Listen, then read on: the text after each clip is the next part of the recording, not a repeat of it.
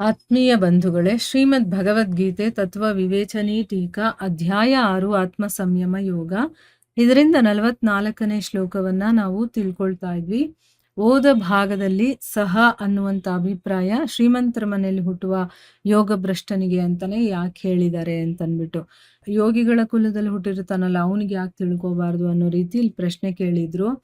So ಉತ್ತರವನ್ನು ಕೂಡ ತಿಳ್ಕೊಂಡ್ವಿ. ಯಾಕೆಂದ್ರೆ ಯೋಗಿಗಳಲ್ಲಿ ಹುಟ್ಟುತ್ತಾರಲ್ಲ ಅಂಥ ಮನುಷ್ಯನಿಗೆ ಭೋಗಗಳಲ್ಲಿ ವಶವಾಗ್ತಾನೆ ಅವನು ಅನ್ನುವಂಥ ಪ್ರಶ್ನೆನೇ ಇರೋದಿಲ್ಲ. ಯಾಕೆ ಅಂತಂದ್ರೆ ಅವನು ಯೋಗಿಗಳ ಮನೆಯಲ್ಲಿ ಅನಾಯಾಸವಾಗಿ ಅವನಿಗೆ ಸತ್ಸಂಗದ ಲಾಭ ಆಗೋದ್ರಿಂದ ಅವನಿಗೆ ಭಗವಂತನ ಕಡೆ ತಂತಾನಾಗೆ ಆಕರ್ಷಿತನಾಗ್ತಾನೆ. ಅವನ ಹಿಂದಿನ ಒಂದು ಅಭ್ಯಾಸದ ಫಲ ಒಂದೇ ಅಲ್ಲ, ಆ ಮನೆ ವಾತಾವರಣ ಕೂಡ ಅವನಿಗೆ ಉಪಯೋಗವಾಗುವ ಹಾಗೇನೆ ಇರುತ್ತೆ. ಭಗವಂತನ ಕಡೆ ಆಕರ್ಷಿತವಾಗುವುದಕ್ಕೆ ಅದು ಕೂಡ ಕಾರಣ. ಅದಕ್ಕೆ ಒಂದೇ ಕಾರಣ ಅಲ್ಲ. ಅದಕ್ಕೋಸ್ಕರನೇ ಶ್ರೀಮಂತರ ಮನೆಯಲ್ಲಿ ಹುಟ್ಟುವಂತಹ ಭ್ರಷ್ಟ ಪುರುಷನ ಬಗ್ಗೆನೇ ಇಲ್ಲಿ ಹೇಳ್ತಾ ಇರೋದು ಅಂತ ತಿಳ್ಕೊಳ್ಳೋದು ಸರಿಯಾಗಿದೆ ಅನ್ನೋದು ಇದರ ಅರ್ಥ ಅಂತ ತಿಳ್ಕೊಂಡ್ವಿ.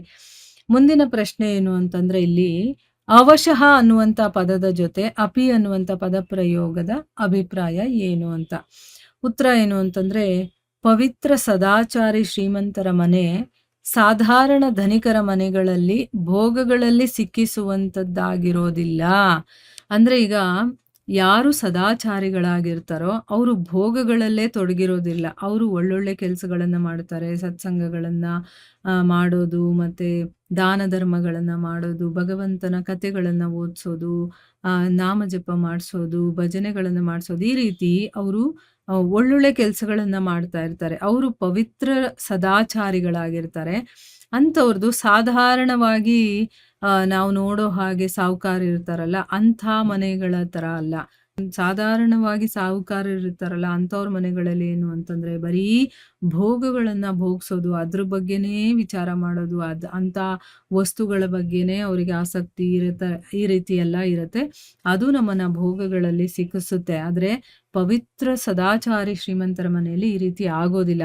ಆದ್ರೂ ಕೂಡ ಅದು ಕೂಡ ಒಂದು ವೇಳೆ ಯಾವುದೇ ಕಾರಣದಿಂದ ಯೋಗಭ್ರಷ್ಟ ಮನುಷ್ಯ ಪತ್ನಿ, ಪುತ್ರ, ಧನ, ಮಾನ, ದೊಡ್ಡಸ್ತಿಕೆ ಇದು ಯಾವುದಾದ್ರೂ ಭೋಗಗಳಲ್ಲಿ ವಶವಾದ್ರೂ ಕೂಡ ಪೂರ್ವಜನ್ಮದ ಅಭ್ಯಾಸ ಬಲದಿಂದ ಅವನು ಭಗವತ್ ಪ್ರಾಪ್ತಿಯ ಸಾಧನೆ ಕಡೆನೆ ತೊಡಗ್ತಾನೆ ಅನ್ನೋದನ್ನ ಇಲ್ಲಿ ಹೇಳ್ತಾ ಇದ್ದಾರೆ. ಅದು ಇದರ ಅರ್ಥ ಅನ್ನೋದನ್ನ ನಾವು ತಿಳ್ಕೋಬೇಕು. ಮುಂದಿನ ಪ್ರಶ್ನೆ ಏನು ಅಂತಂದ್ರೆ, ಪೂರ್ವಾಭ್ಯಾಸೇನ ಪದದ ಜೊತೆ ಏವ ಅನ್ನುವಂಥ ಪ್ರಯೋಗದ ಅಭಿಪ್ರಾಯ ಏನು? ಯಾಕೆ ಇಲ್ಲಿ ಏವ ಅನ್ನುವಂತಹ ಒಂದು ಪದ ಪ್ರಯೋಗವನ್ನ ಮಾಡಿದ್ದಾರೆ? ಉತ್ತರ ಏನು ಅಂತಂದ್ರೆ, ಭೋಗಗಳಲ್ಲಿ ವಶನಾಗಿರುವಂತ ಮನುಷ್ಯನನ್ನ ವಿಷಯ ಜಾಲದಿಂದ ಬಿಡಿಸಿ ಭಗವಂತನ ಕಡೆ ಆಕರ್ಷಿತಗೊಳಿಸೋದ್ರಲ್ಲಿ ಪೂರ್ವ ಜನ್ಮದ ಅಭ್ಯಾಸದ ಸಂಸ್ಕಾರಗಳು ಪ್ರಧಾನ ಕಾರಣವಾಗಿರುತ್ತೆ. ಇದೇ ಒಂದು ಅಭಿಪ್ರಾಯದಿಂದ ಪೂರ್ವಾಭ್ಯಾಸೇನ ಆ ಪದದ ಜೊತೆ ಏವ ಅನ್ನುವಂಥ ಪದ ಪ್ರಯೋಗವನ್ನ ಮಾಡಿದ್ದಾರೆ.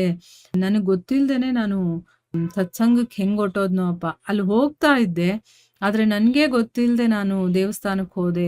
ಅಲ್ಲಿ ಏನೋ ಒಂದು ನಡೀತಾ ಇತ್ತು, ತುಂಬಾ ಇಷ್ಟ ಆಯ್ತು, ನಾನು ಕೂಡ ಭಗವಂತನ ನಾಮಸ್ಮರಣೆ ಮಾಡ್ಬೇಕು ಅಂತ ನನಗೆ ಅನ್ನಿಸ್ತು ಅಂತೆಲ್ಲ ನಾವು ಒಂದೊಂದ್ಸರಿ ಹೇಳೋದುಂಟಲ್ವಾ.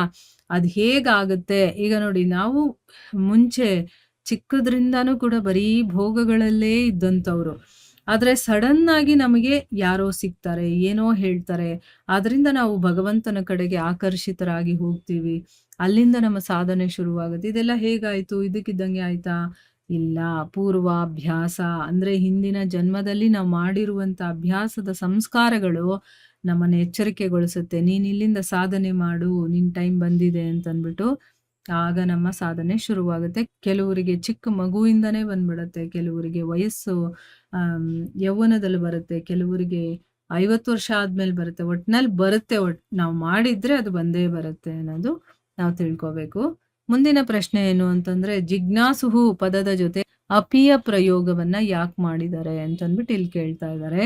ಉತ್ತರ ಏನು ಅಂತಂದ್ರೆ, ಸಮಬುದ್ಧಿ ರೂಪಿ ಯೋಗವನ್ನ ಪ್ರಶಂಸೆ ಮಾಡೋದಕ್ಕೋಸ್ಕರ, ಅಂದ್ರೆ ಸಮಬುದ್ಧಿ ಇರುತ್ತಲ್ಲ ಅಂಥ ಯೋಗವನ್ನ ಪ್ರಶಂಸೆ ಮಾಡೋದಕ್ಕೆ ಅಪಿ ಅನ್ನುವಂತ ಪದದ ಪ್ರಯೋಗವನ್ನ ಮಾಡಿದ್ದಾರೆ.